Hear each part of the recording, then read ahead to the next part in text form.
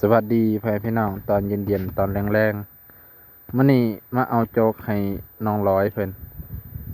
ได้ซื้อโจ๊กหมูให้เพิ่นกินพ่อแม่พี่น้องบ่ฮู้ว่าสิ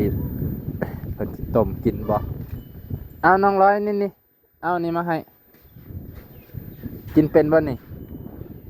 ใครแน่แล้วบ่ตึกยังคือเก่าอยู่ยังคือเก่าอยู่เพิ่นน่ะ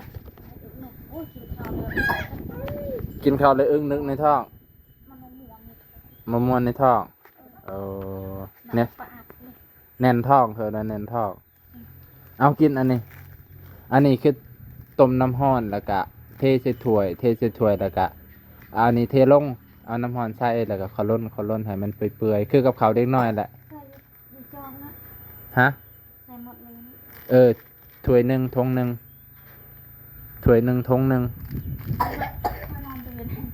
ฮะ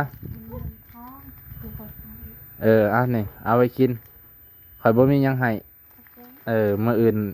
จังว่ากันใหม่พอดี FC ว่าซื้ออันนี้ให้เพิ่นกินนะบ่ให้เพิ่นเพิ่นกินได้ให้คนเจ็บกินอย่างเดียว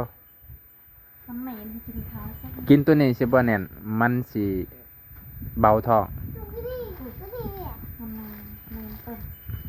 โอเค